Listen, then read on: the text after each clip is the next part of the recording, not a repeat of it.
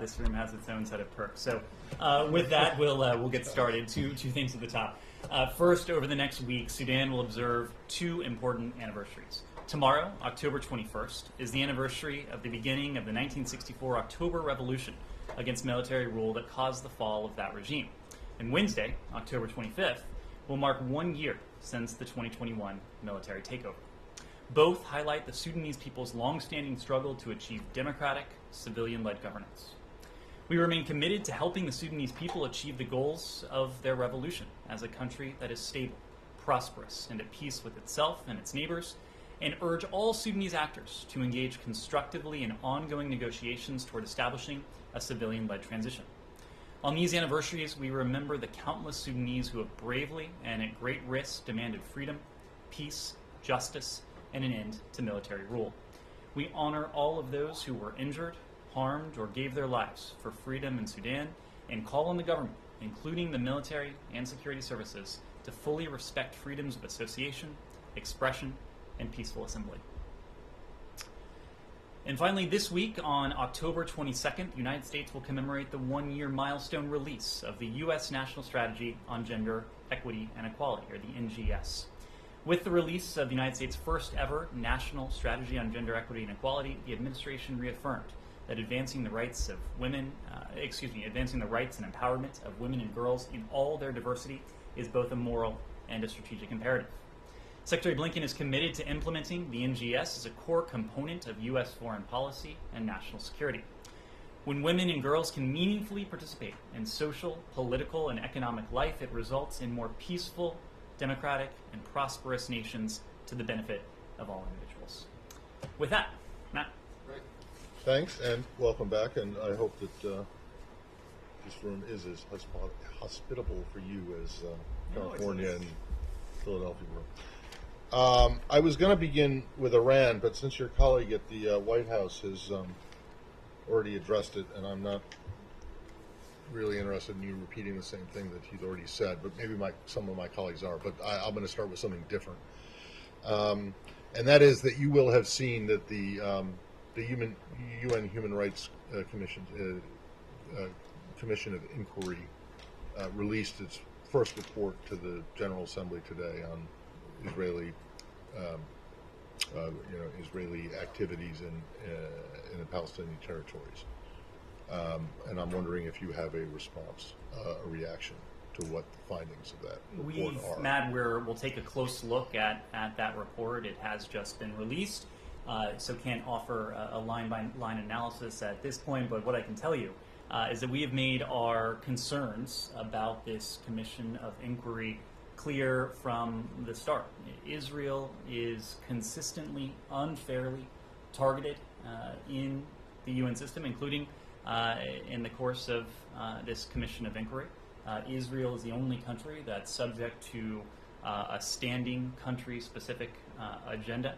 When we re-engaged with the Human Rights Council last year, and later when we were elected as a representative to the Human Rights Council, we did so knowing that the Council has tremendous potential. It's precisely why we wanted to engage, and ultimately why we did re-engage.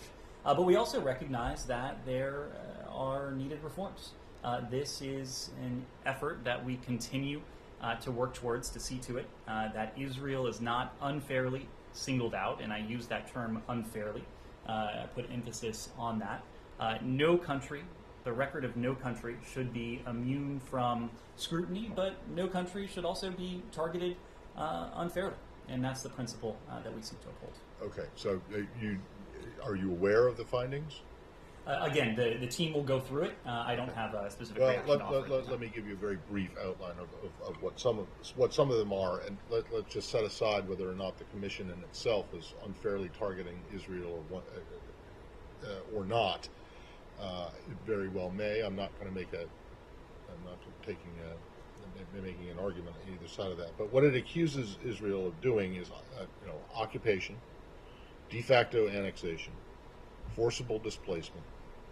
In other words, things that are very similar, if not the exact same, as what you accuse Russia of doing in Ukraine. Just last week, both the United States and Israel voted in support of a resolution condemning Russia for these things. And so I'm wondering how you square the two, whether the commission itself, the creation of the commission, is unfair or not. The allegations that it's making are very similar to allegations that you say are credible and true in the case of Russia and Ukraine.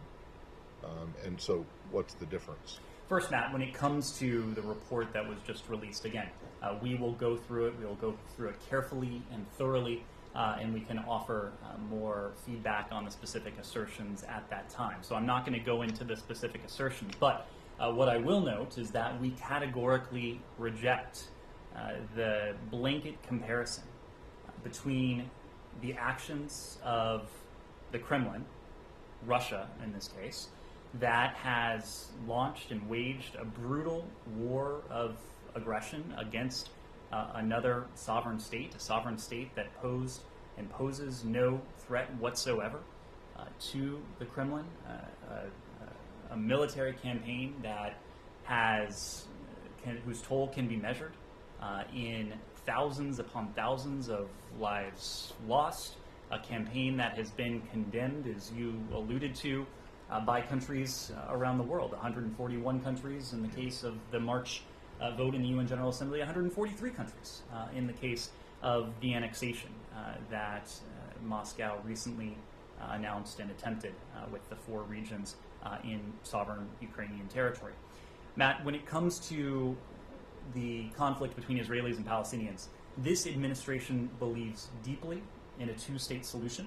It has been at the core of the approach that successive American administrations have taken to this conflict. We believe that only through a negotiated 2-state solution can we arrive at a situation where we can have what really is our ultimate goal, and that is a reality in which Israelis and Palestinians alike enjoy equal levels of security, of prosperity, of opportunity, of democracy, and crucially of dignity. And that's something we're working towards. Right, but the Palestinians and their supporters would argue that what you accuse Russia of doing in Ukraine in terms of war of aggression is very similar to what is going on in the occupied West Bank. And so I guess I'm trying to find what you find is different, because obviously Russia contests those allegations that you make against it, whether they're right or not. Israel contests the allegations that are being made against it in this report and by others, including human rights groups that you cite repeatedly when it comes to Ukraine, when it comes to Iran, when it comes to other places. Is the difference that Ukraine is a sovereign state, in your view, and that Palestine is not? That is a key difference.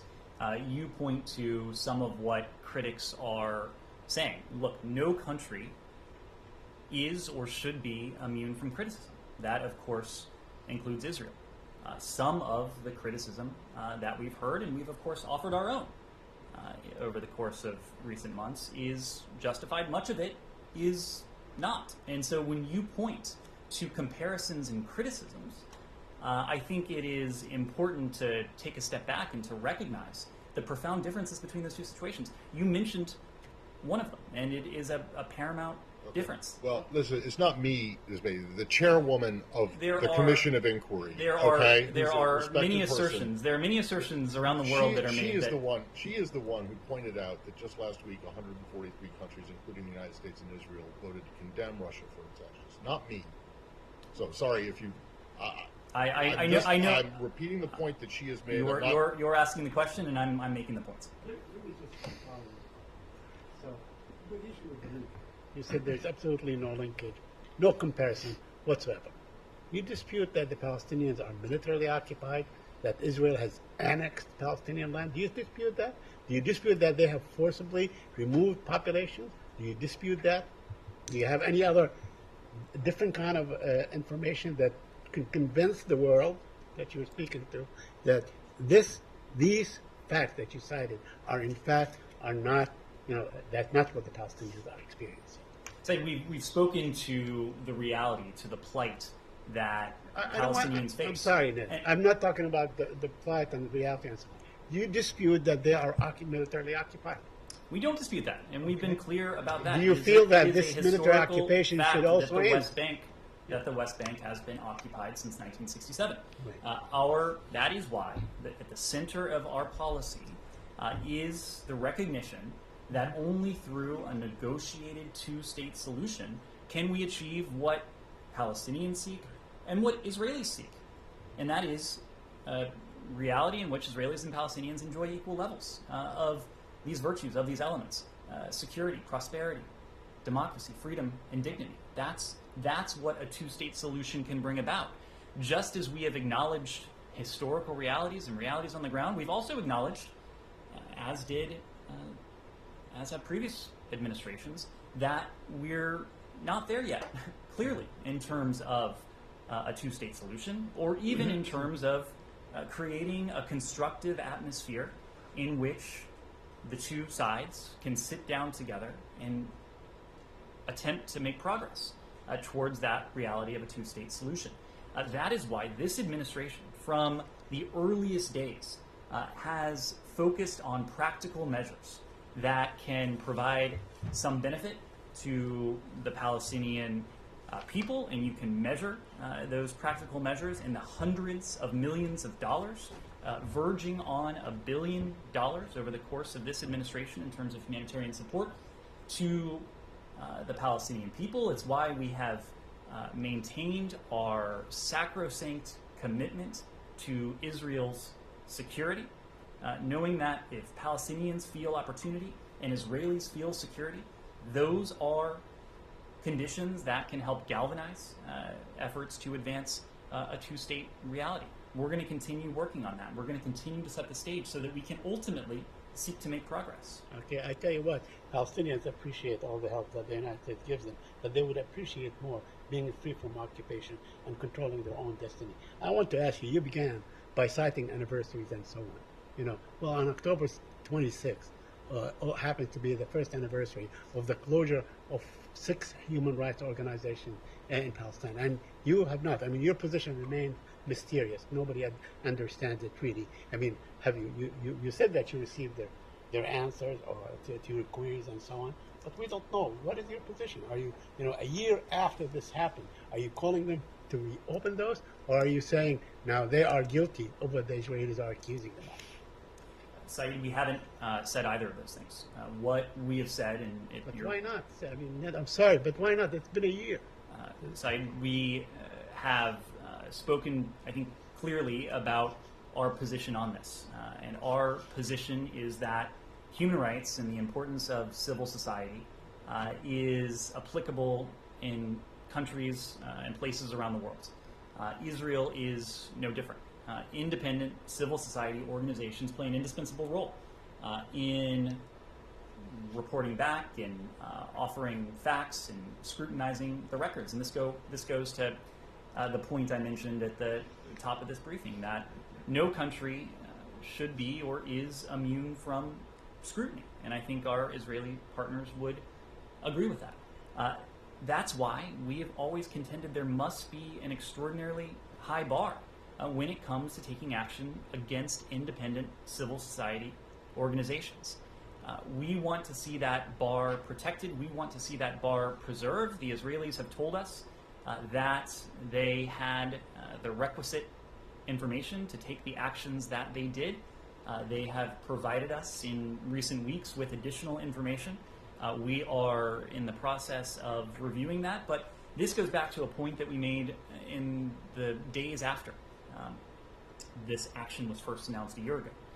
The United States does not have a relationship with these organizations. We've long considered the PFLP a terrorist organization. Our relationship with these organizations is not what other countries and groups of countries had or have today.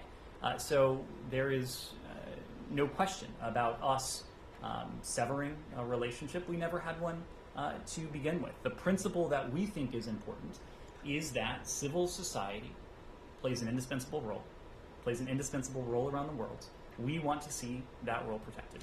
Lastly, why are you remaining silent on the increased violence that is being inflicted on the Palestinians as we speak? I mean, as we speak today, Nablus is besieged, Jenin is besieged, Tulkarm is besieged, and so on. Israeli settlers attack Palestinians day in and day out. They burn crops, they burn trees, they attack civilians, destroy cars, and so on. I have not seen a strong statement that you are condemning, for instance, this is the settler violence against Palestinians.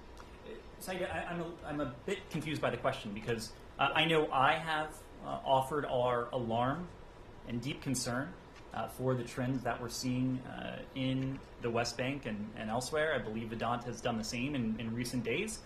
We've noted that the recent period has seen a sharp and, in fact, an alarming increase in both Palestinian and Israeli deaths and injuries, including among numerous children.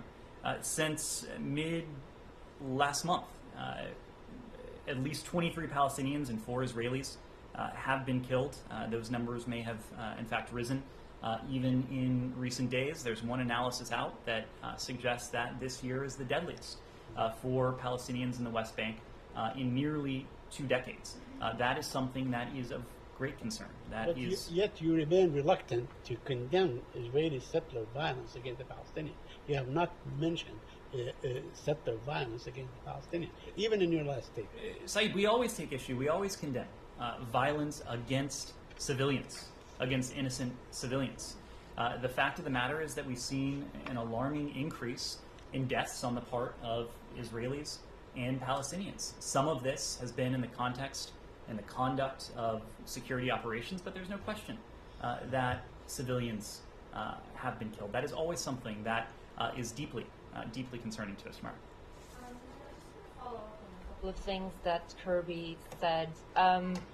So he said the U.S. has evidence that Iranian personnel were on the ground in Crimea. That's a different level of military alliance between Russia and Iran. I'm just wondering where that leaves the nuclear talks that were stalling for some time. Is the United States, under these new circumstances, are you guys still pursuing to revive JCPOA with Iran? Let me offer a couple broad words on the trends that we're seeing, and then I'll come to your question. But the reports and the information that we are providing today, that you've heard from Kirby, that you'll hear from us as well, speak to really the evolution of Russia's campaign in Ukraine that we've seen over the course since February 24th of this year. When President Putin first ordered his forces into Ukraine, Russia, I think it is fair to say, had grandiose objectives. Russia's objective was to wipe out the Ukrainian state. It was to eliminate the Ukrainian government, Ukrainian democracy, in many ways, Ukrainian identity itself. It is wrapped up in this warped and perverse notion that Ukraine does not have the right to exist as a country. And so we've seen those grandiose objectives really transform into, I think, what is better described as grotesque objectives. As Russia has recognized that it's not in a position to realize those grandiose ambitions, it's turned to the grotesque. It has gone from seeking to topple the state and to erase a people and a country to targeting and hitting power grids, electricity supplies, even more horrifically, neighborhoods, residential buildings, shopping malls, train stations, schools.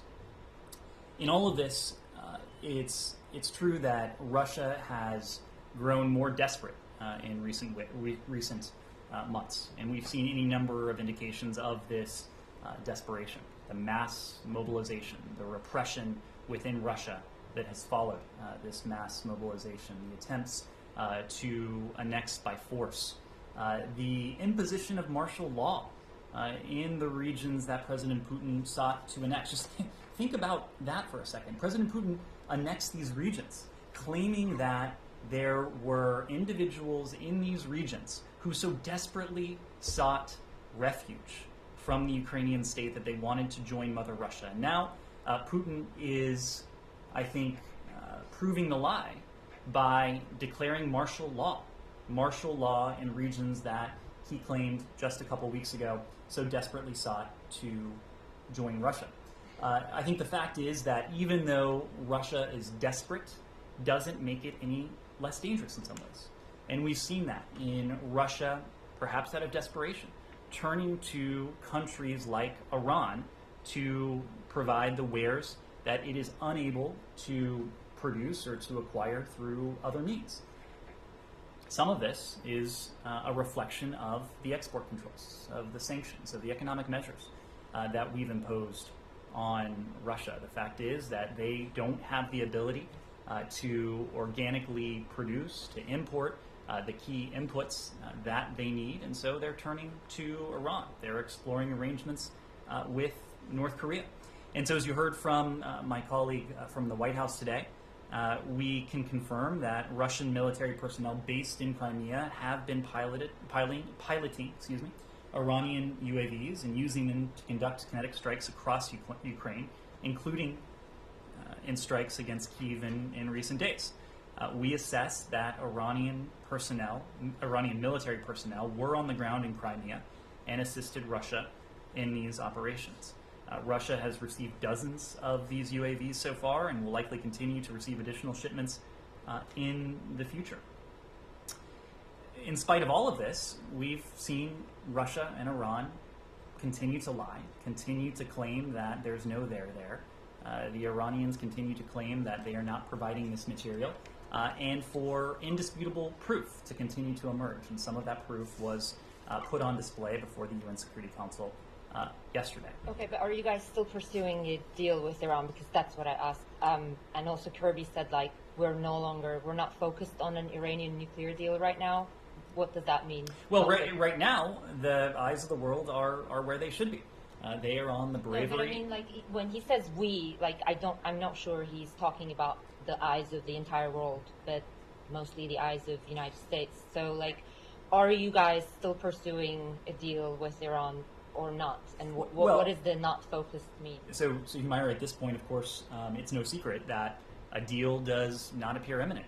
A deal does not appear in the offing, at least not at the moment, because Iran's demands have consistently gone beyond the four corners of the JCPOA.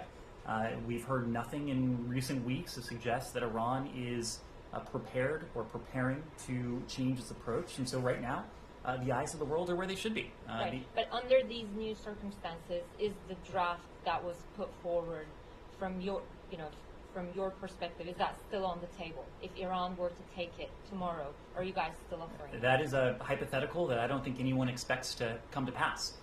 The fact is that we continue, the president, let me back up, the president made a commitment that Iran will never acquire a nuclear weapon.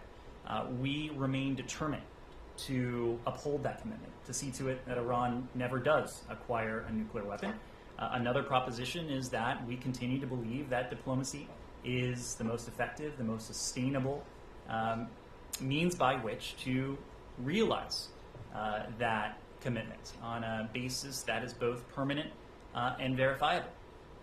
But the fact is that the JCPOA, the question is largely academic at the moment. And so right now we're focused, as is the rest of the world, on what is happening not in a foreign capital with negotiations, but right now, in the absence, we are focused where the rest of the world is, on the bravery and the courage of the Iranian people. Pizza. On what is happening inside Iran, there's growing calls for Iran to be expelled from the UN Commission on the Status of Women, and an NGO in Switzerland that advises ECOSOC has drawn up a draft resolution, and they say that they have also presented it or proposed it to Secretary Blinken to present it to the Council. Any thoughts on that? We've made our position on this very clear. Iran's membership on the UN Commission on Women is contemptible. It is beyond inappropriate. It is outrageous. We've always been clear that some of the worst human rights abusers sit on certain UN commissions. I think this is, unfortunately, a good example of that. We have worked in the UN system beyond what we've done using our own authorities and with our own voice to condemn the violence that Iran is perpetrating against, in many cases, the brave women and girls who are doing nothing more but exercising rights that are as universal to them as they are to anyone else. We were one of 54 countries that issued a joint statement at the Human Rights Council calling for Iran to cease the disproportionate use of force against what are undeniably peaceful protesters. We don't believe Iran should sit on this commission. We're going to look at proposals to affect that outcome. We're going to take a close look at ideas, and we'll lend our support where it's appropriate for us to do so. Alex. Another question, please. Yesterday, Iran announced that it has arrested several foreigners, including one American. And do you have any information, any update on that? I don't, and I'm not in a position to confirm that. We have been in contact with the Swiss, who are our protecting power, and we have seen no reason to, we've not been in a position to independently corroborate or confirm those reports. Follow up? Yeah, sure. Actually, getting back to what you were saying earlier, that it's a lie. I mean, in your statement yesterday, said it's a lie that what Russia and Iran are saying. Could you just give more to that? I know that it's intelligence. You're probably not going to get into massive detail, but can you explain why the United States is so certain that the drones were Iranian? Is there proof on the ground from the pictures you've seen? What's the evidence? Well, the reason we're able to offer the detail that we have, not only this week but actually going back to July, is because we do have credible information that pointed to this plan, and more recently credible information that points to the presence of Iranian drones inside Ukraine, the presence of Iranian trainers inside Ukraine, operating in Crimea in this case. We do have credible information that Russian officials, prior to the presence of Iranian trainers in Crimea, received training in Iran. I, of course, can't detail all of this, but there's a reason why we started talking about our concerns long before the world began to see indications that our concerns were justified, because we had information that was available to us. And now the rest of the world has information available to it, not only because of what we have made public and issued, but, for example, the session that was held at the UN Security Council yesterday, where a UN expert presented to the Security Council some of the ample evidence that the UN itself has in its possession of the operation of Iranian drones in Ukraine. It was, correct. Yeah. Correct. So it's not like the entire world got to watch. No, but I think it is also fair to say that photographic evidence has emerged. There are any number of indications that are available to people without security pointing to a closed Security Council meeting as the world having seen this evidence is not. The world has seen evidence beyond that as well. Alex. Based on the chronology that you just laid out, you knew about this coming in July. You telegraphed. You were very consistent about Iranians' intentions. We also mentioned that you have now abundant evidence that they have been using it. You're not convinced by Iranians' lies, Russia's lies as well. And then you will not hesitate to use the sanctions, you said last night. Which begs the question, why waiting this long? I mean, what have we done to prevent this from happening? Iranian drones have been claiming Ukrainian lives for weeks now. I'm asking it also because your past secretary and you also mentioned that Russians have turned to other countries. So can you give us any reason or two to indicate that you have been discouraging China or CST or other countries from doing exactly the same thing that Iran is doing? Well, much of this we've discussed, including at length in this room. When it comes to China, we spoke openly of our concerns in the earliest days of Russia's war against Ukraine that China might seek to provide security assistance, military assistance, or otherwise to systematically help Russia evade sanctions. We were clear about the costs that the PRC would incur if they chose that course. We were clear about that publicly. We were also clear about that privately. So we have not sought to hide the ball there in any sense. Neither have we waited or sought to downplay our concerns about this. And this goes back to what I said just a moment ago. We have been warning very publicly, including from this podium, Jake Sullivan from the White House podium since July, over the course of several months now, our concerns that Iran would provide this type of support to Russia. Today, we're making very clear as well that in light of Russia's ongoing shortages, some of which are owed to the export controls and the other measures we put in place, we're concerned that Russia may also seek to acquire advanced conventional weapons from Iran. That includes potentially surface-to-air missiles that will almost certainly be used to support Russia's war against Ukraine. So as you've seen, well before Russia's war against Ukraine started, when we have information that is relevant to the threat that Russia poses to Ukraine, we have not hesitated to make that public. Secretary Blinken, you may recall, gave a very public set of remarks in the UN Security Council just a few days before Russia's invasion of Ukraine, where he laid out in exacting detail what we expected to happen, which in fact transpired.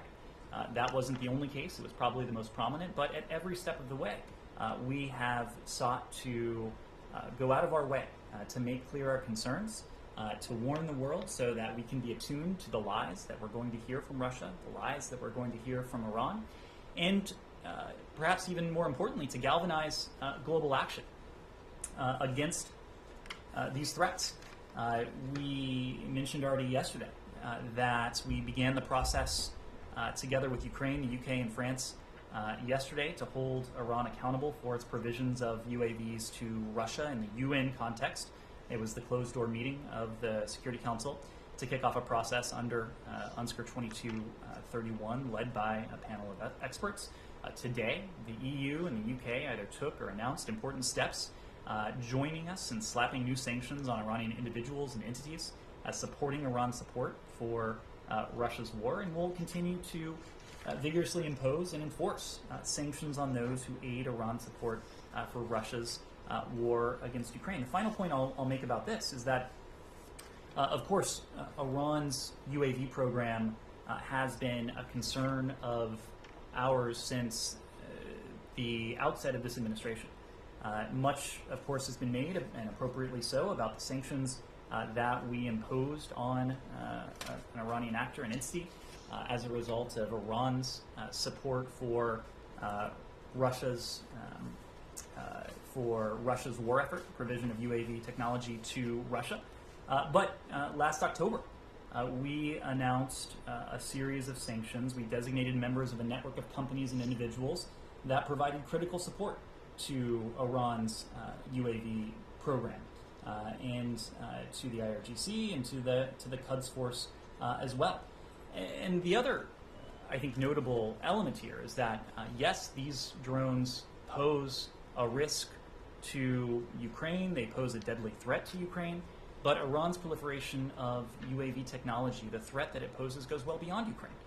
In announcing the sanctions last October, we made the point publicly that the Quds Force has used and proliferated UAVs for use by Iran-supported groups, including Hezbollah, Hamas, Kataib Hezbollah, the Houthis, and to Ethiopia, where our concerns, of course, are prevalent. So whether it's through U.S. sanctions, whether it is through international sanctions, whether it's through interdiction, or through other means, we are going to use every appropriate tool we have to counter the threat by Iranian UAVs. One final point, this is all what we're doing to take action against Iran's technology, there's also a lot that we're doing to support Ukraine's ability to defend itself against the threat from not only Iranian UAVs, but the UAV threat more broadly. We provided 1,400 Stinger missiles, surface-to-air system, that our Ukrainian partners have used effectively.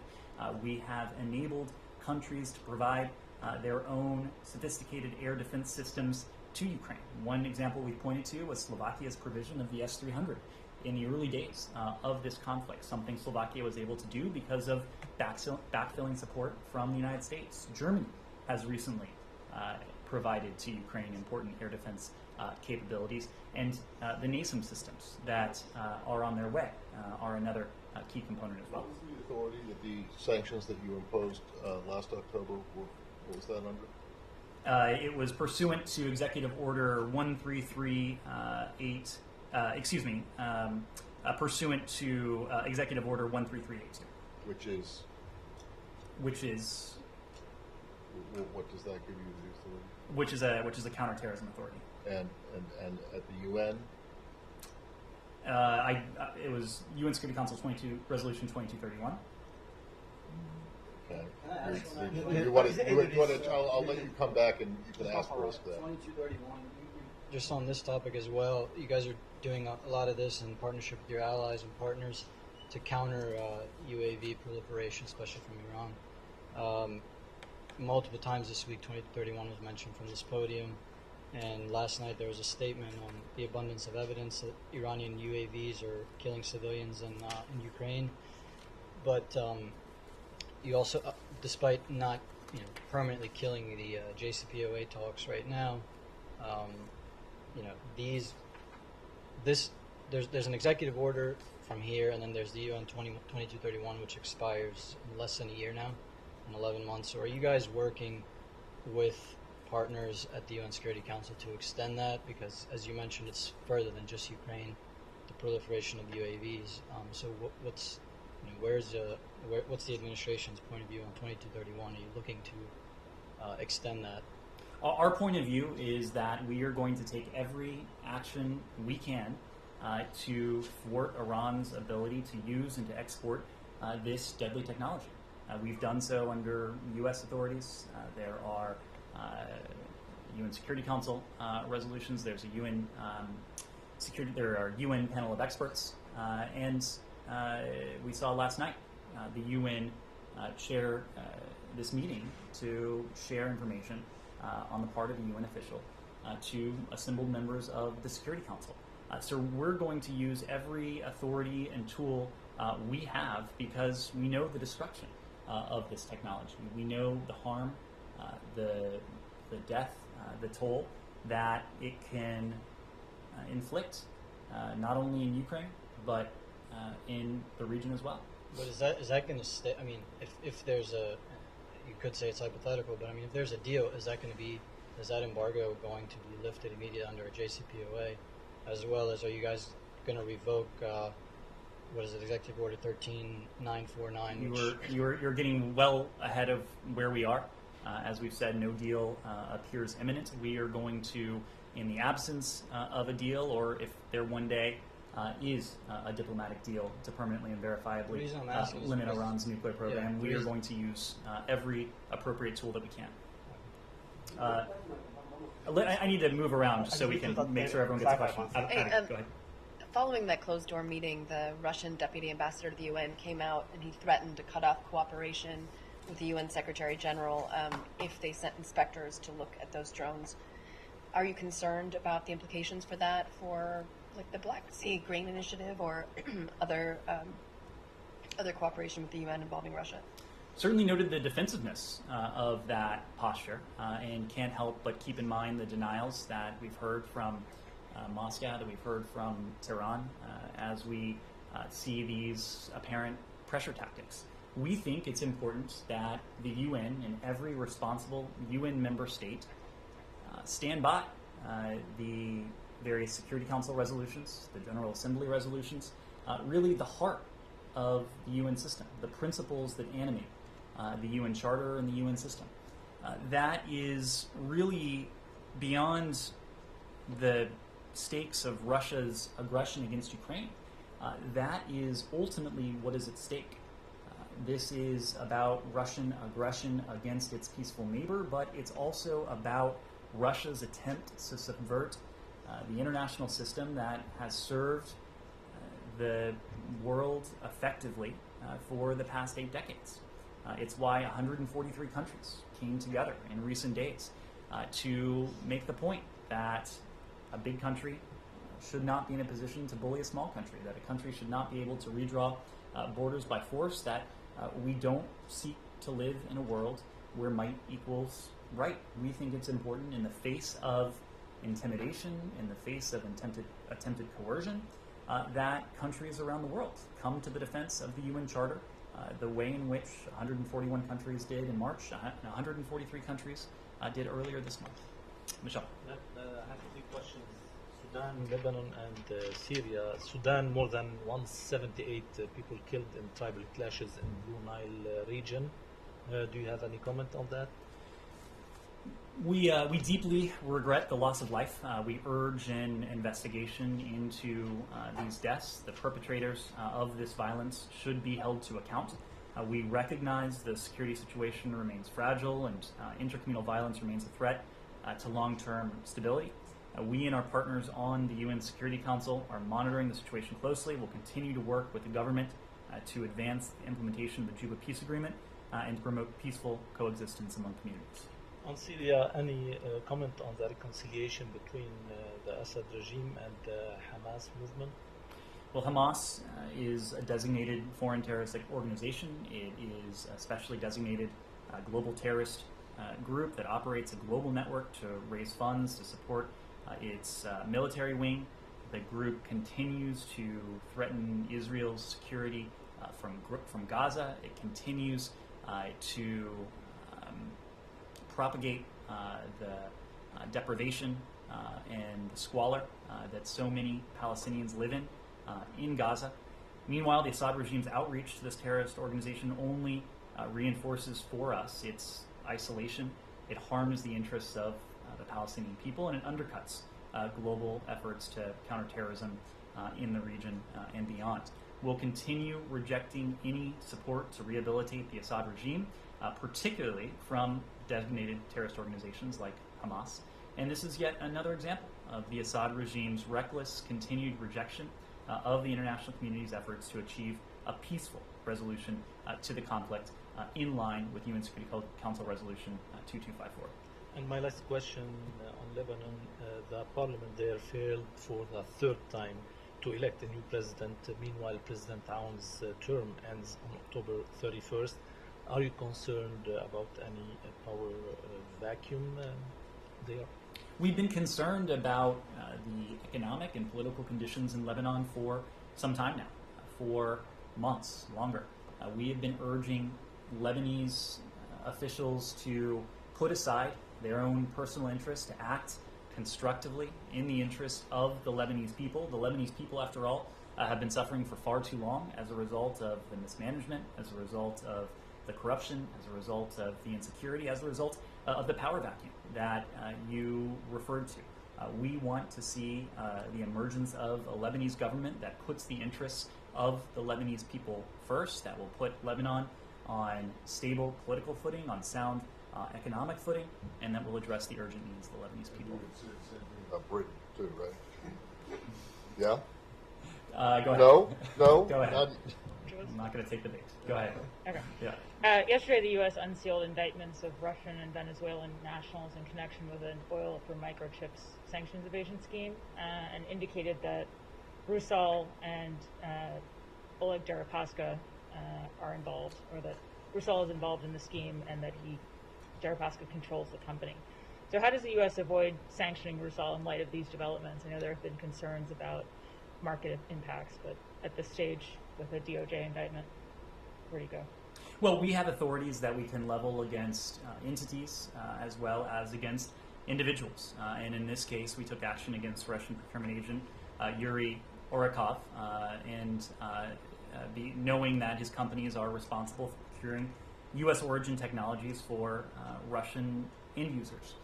It is important that both the United States, using our own authorities, and that the coalition of countries, dozens of countries, some 50 countries that have come together to hold Russia to account, continue to go after those who are helping the Kremlin propagate this war, those who are seeking to subvert U.S. and international sanctions that have been imposed on Russia as a result. And that's what we did in this case.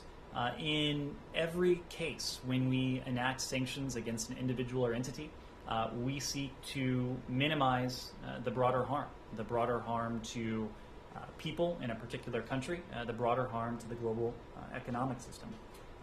This case is no different. We always take a look at a complete set of factors before taking such action, and we believe that we can continue to pursue those Russian individuals and entities that are responsible and that are aiding and abetting Russia's aggression in Ukraine while still protecting core interests. And a core interest of ours is stable energy supply. You've seen us speak to a number of measures, including the price cap that we've worked on with our G7 and European counterparts that will seek to do just that. That will see to it that a diminution in Russian revenue from oil sales while securing and seeking to ensure that there remains a stable supply of global energy. So we'll continue to take measures that hold Russia to account while also making sure that our interests are not harmed. Yes? Yes, my question is on Mexico. During the past weeks, Mexico has been facing a massive hacking incident targeting Defense Ministry servers. Among the trove of documents that have been released by the hackers are communications between the U.S. Embassy and Mexican authorities, information on joint law enforcement operations between DOJ and Mexico, assessments by U.S. NORTHCOM of Mexican military capabilities, and the questions I have for you are two. Did the U.S. government address this incident during last week's security talks with Mexico? And second, did the U.S. government transmit any kind of concern about the hacking incident? So there's not much I can say on this because, of course, we wouldn't speak to reports of allegedly leaked or, in this case, hacked documents. I think what I can say is that these reports underscore for us the notion that no country, no institution is immune from the threats that we collectively face in cyberspace. Not going to comment on any reference to this in last week's high-level security dialogue, but I can tell you that we work with countries around the world, including, of course, our Mexican partners, to see to it that we can share best practices, we can share lessons learned to ensure or to best protect our equities and our shared interests. So I think I would leave it there. So just to be clear, you're not saying that these issues weren't discussed last week, right? I'm just not commenting on the specifics of last week's discussion in that regard. Yes. President Castillo is being investigated for several cases of corruption, and he has announced a coup against him. Is the United States concerned about the stability of Peru?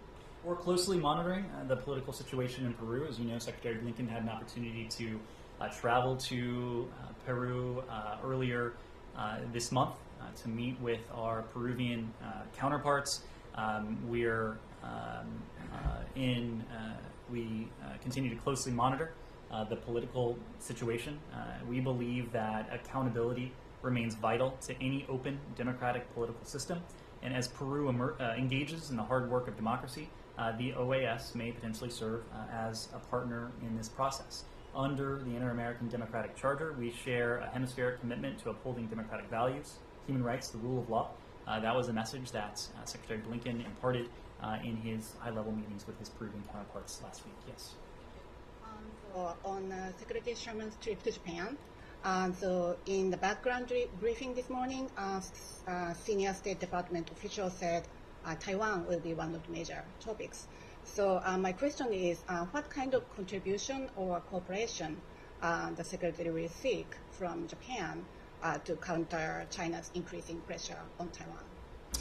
So to your question, we did announce today that Deputy Secretary Sherman will travel to Tokyo and later Seattle later this month, October 24th through 27th. This will be her fourth trip to the Indo-Pacific region since May, and it demonstrates our continued commitment to the region and to our allies, the ROK and Japan in this case. She'll have bilateral meetings. She'll engage in a trilateral meeting with her Japanese and South Korean counterparts, understanding the importance of trilateral cooperation on a range of issues, but of course, perhaps most notably, the DPRK's WMD and ballistic missile program.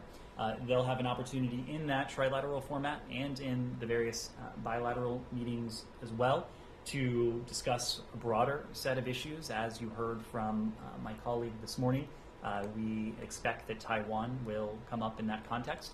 I suspect we'll have more to say after her visit, but I will just say briefly that our allies and partners in the Indo-Pacific, we share an interest in seeing stability in the Taiwan Strait. We share an interest in seeing the preservation of the status quo across the Taiwan Strait. These are issues that we consistently discuss. The Taiwan Strait holds profound geopolitical importance, but it also holds profound economic importance. And any instability, any change in that status quo that has served the region so well since 1979, over the course of more than 40 years, would have implications not only for the people in Taiwan, it would have implications not only for the United States, but of course also for our allies and partners in the Indo-Pacific. And so it's a shared interest of ours, and we often engage with them and take part in shared conversations. Yes? I have a question on Turkey. Deputy Assistant Secretary Eric Woodhouse, along with Elizabeth Rosenberg from the Treasury Department, were in Turkey for 3 days. Will the trip meet the expectations on discussion sanctions and export controls imposed on Russia, especially conveying the message to the Turkish business leaders? And the second question, is there any update on Turkey's F-16 purchase and modernization request? I'm hearing that technical talks and negotiations might be finalized within a few months. Thank you. So to your question, this week a delegation led by Elizabeth Rosenberg, who's a senior official at Treasury, they did meet with Turkish officials in Ankara and in Istanbul. I need to refer you to the Treasury Department for additional details, but they went because Turkey is an important and valued NATO ally that has expressed strong support for Ukraine's sovereignty, territorial integrity, and independence in the face of Russia's aggression. And we've urged Turkey through any number of channels and any number of meetings not to become a safe haven for illicit Russian assets or transactions. Will continue to do so. It's a shared interest of ours that our sanctions, collective sanctions, are vigorously enforced against Russia to impose the severe costs and consequences that we promised well before this aggression began. And I don't have an update for you on the F-16. Simon or Sean. Ethiopia. There's an announcement today of peace talks in South Africa between the TPLF and the Ethiopian government. How positive a sign do you think this is? Are you somewhat hopeful that things could be getting back to normal, that peace could be restored? And what's the U.S. role, if any, in that? Will Mike Hammer be there or somebody else? So in terms of Special Envoy Hammer, he has been in the region for some time now. He remains in Addis, where he's been supporting the African Union's efforts to launch talks on the northern Ethiopian conflict, which we are urging should begin as soon as possible. We'll let the AU speak to the details of this, but he's been in constant touch with the parties, including those who are preparing to participate in the mediation effort, specifically Kenya, South Africa, as well as other key regional and international partners.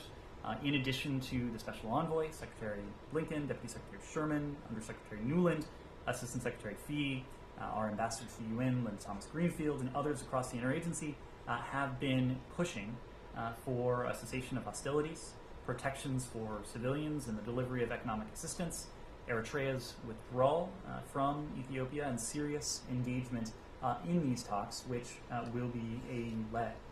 Pursuant to those efforts, the African Union Peace and Security Council and the United Nations Security Council are both scheduled to discuss the situation in northern Ethiopia this coming Friday, tomorrow. These meetings demonstrate the international community's great concern about the situation in northern Ethiopia and the immediate need for a cessation of hostilities, humanitarian access, AU-led talks, and Eritrea's withdrawal from Ethiopia. Sure. Just a little bit more specifically in the talks themselves. I mean, is it?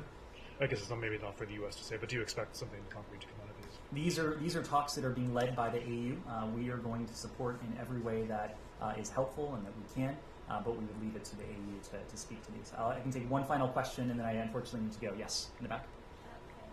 On the recent change in the U.S. border policy, is there any ongoing diplomatic negotiation with Mexico in order to improve the situation on the border? A UN agency, International Organization for Migration, just flagged the concern over the shelters on the Mexican side.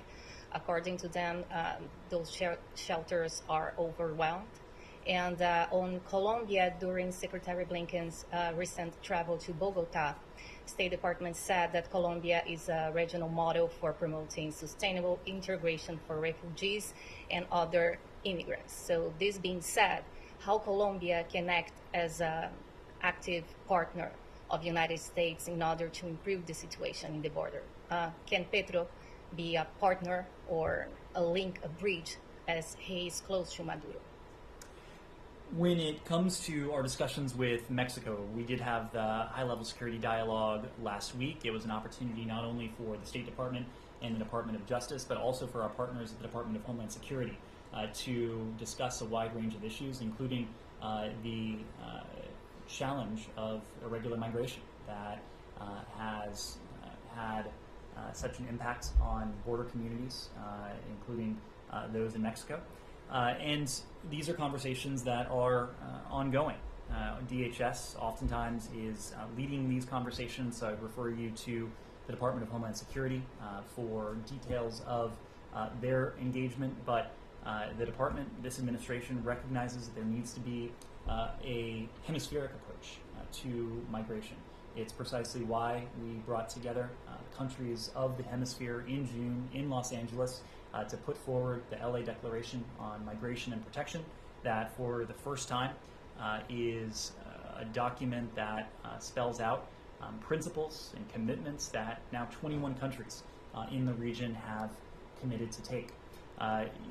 You're right, we did have an opportunity to discuss the challenge of irregular migration and the challenge of the exodus of refugees and migrants from the dire political and economic situation in Venezuela with President Petro and his government earlier this month.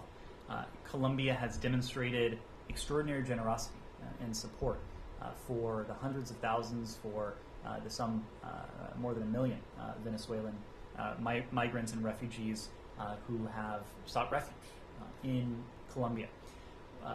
Just ahead of the high-level security dialogue last week, our colleagues at the Department of Homeland Security announced that we would be implementing a new parole program, a program that would seek to disincentivize this type of irregular migration that you're referring to, the flow of irregular migrants from places like Venezuela, not like Nicaragua, like Cuba, like countries in Central America, to Mexico, and ultimately to the United States, because it is one that is profoundly dangerous. It is one that poses great and grave risk to those who face the horrifying decision of uprooting their lives, of sacrificing their livelihoods to make this dangerous journey to safety, to opportunity. And so the Department of Homeland Security launched this program to seek to stem this irregular migration, to reinforce the message that this is not a journey that individuals in the region should take. It does pose profound risks to them and their families, and there are alternatives. In this case, the parole program that would see qualified Venezuelans, in this case, able to travel to the United States in a legal, orderly, safe, and humane manner. Just one quickie here. Russia's ambassador to Washington just made some comments saying that there are no communication channels between Washington and Moscow to reduce escalation like those that prevented a nuclear war between the two countries 60 years ago. Is that true? That is not true. That is not a characterization that we would agree with. Of course, it is not business as usual with the Russian Federation, but we certainly have ways to convey messages of the highest importance to the Russian Federation when we need to. Thank you. Alice, closed down. Thank you. I have no idea.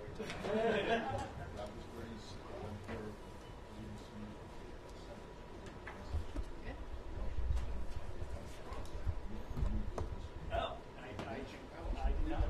did not know that.